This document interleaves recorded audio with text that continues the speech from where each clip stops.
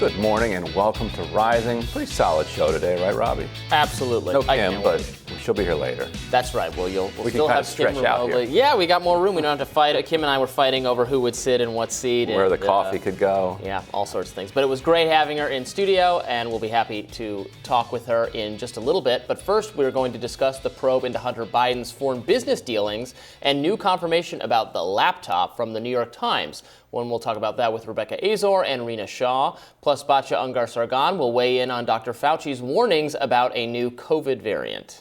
And Supreme Court Justice Clarence Thomas has been hospitalized with flu-like symptoms and will miss some oral arguments this week. Thomas has been in a D.C. area hospital since Friday and is expected to be released in the coming days. He's receiving an IV drip of antibiotics. The news of Thomas's hospitalization comes amid scrutiny of his wife, Ginny Thomas, who attended the Stop the Steal rally that preceded the January 6th riot. Yeah, that was there was some reporting on that. I think the Free Beacon, the Washington Free Beacon, which is a right-of-center publication, actually had that first. Ginny Thomas, longtime conservative activist. I know there have been concerns from progressives that is it a conflict of interest that she does all this, kind of like it was Tea Party activism 10 years ago and stuff like that. She did, I believe she kind of apologized to maybe to Thomas's former clerks that are on some emailing list, yes. saying that she felt bad that her kind of over the top advocacy for Trump had put them in a difficult position. So I don't know. Right. Tone it down a little bit. She's saying sorry to get caught. Yeah. In other words, but yes, she's a gadfly of a right-wing activist. She's everywhere. She's supportive of all of these different groups, and she's also kind of an avatar for the way that the right has developed over the last 10 years. She's as it's gone from from kind of conservative activist, Goldwater style stuff into Tea Partyism, and then Tea Partyism into Trumpism. She has drifted the entire way. So no surprise that she's at a Stop the Steal rally. Yeah, but it is obviously a conflict of interest, but also it's kind of a confluence of interest. Like, right. Is Thomas's mind being changed by any of this? Right, probably. I can't imagine. His vote's not exactly up for grabs on many of these questions. Right. Although he is kind of a wild card here and there.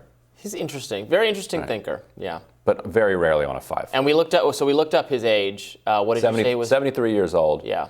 And he's getting, like I said, he's getting an IV drip. He's the second oldest Supreme Court justice, I believe, after Breyer.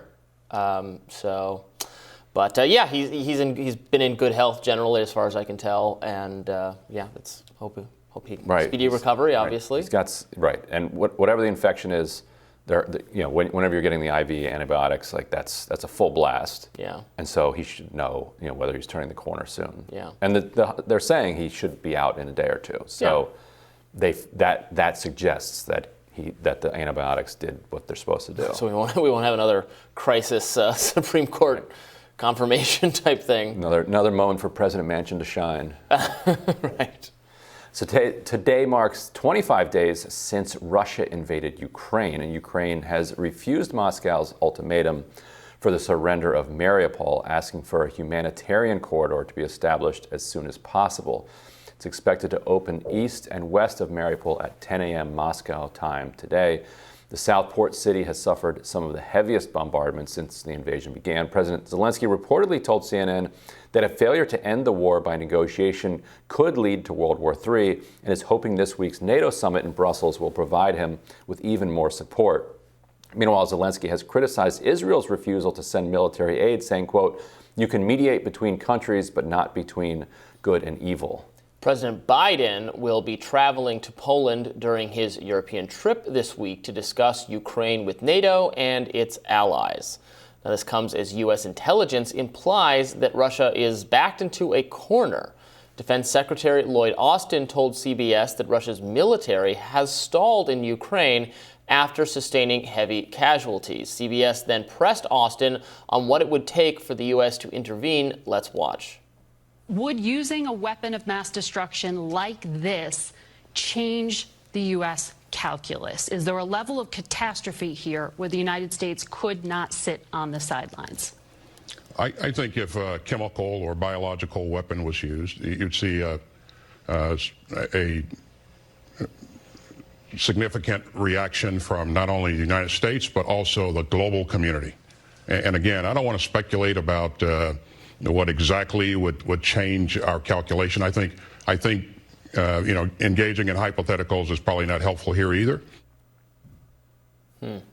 That's been the entire theme of the media questioning. Right. Like trying to come up with hypotheticals that would then get the U.S. to say, okay, then we would give you your war. Right. Then we'll do it. They want to trick the government into thinking we've already crossed that Right. threshold. Aha!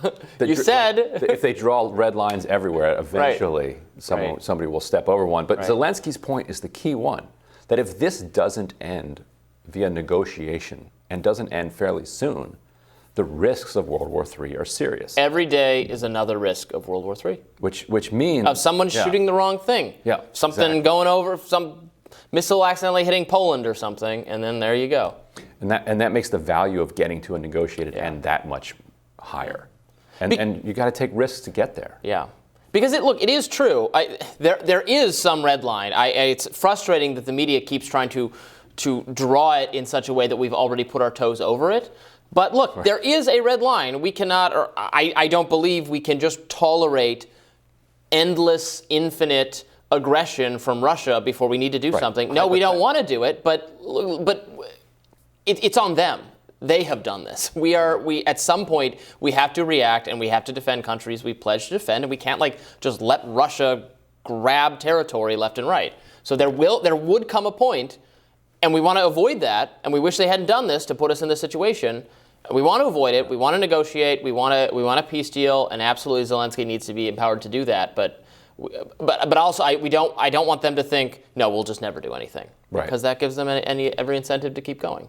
And there's reporting now that because they failed to knock out the Ukrainian government quickly and win as quickly as that they had been expecting to, that they're now moving on to this plan B. This is what the U.S. intelligence community is telling the U.S. media, and that involves kind of locking down the different parts of the country that they have been wanting to claim to begin with, and then further enabling them to lock down their claim on Crimea, which is a foregone conclusion. That's going to be part of whatever deal, if a deal does end this, going to be part of it. And so the what next is not clear, though. Is it just a low-grade occupation and nasty kind of war of attrition for years? Yeah. Like, the United States might be okay with that. The Ukrainians, I don't think, would be okay with that. But they're not going to give up. They're going to keep. That's what they're going to have. Unless they get to some unless settlement. Putin realizes, there is no. Unless the bottom. The permanent falls out. occupation is going to involve long-term guerrilla warfare. It's going to be miserable. And that's where China comes in, because if the bottom falls out of the Russian economy, then he can't sustain that. Right. Either economically or politically. So on Friday, I interviewed this former NATO commander, James Jones, and I asked him, he's actually a military guy. So I asked him, has the Russian military performed as badly as some of the kind of pro-Ukrainian propaganda in the media is making it sound? He said, yeah, he really thought they had, and he agreed that, because my theory is, Putin is neither stupid and suicidal or a super genius. She's just a political leader like anyone else who can make good decisions, smart decisions, and also miscalculate. And his calculation was the Zelensky government would collapse, and then there would be a more pro-Russian government, the same way the Afghanistan government collapsed. That's not an unreasonable calculation. That's what he expected. Didn't happen. So it was just a miscalculation, and he thought that was likely to. And also, people forget that we're not the only country that has military-industrial complex corruption at the heart of our operations. Absolutely. And so, why would we be?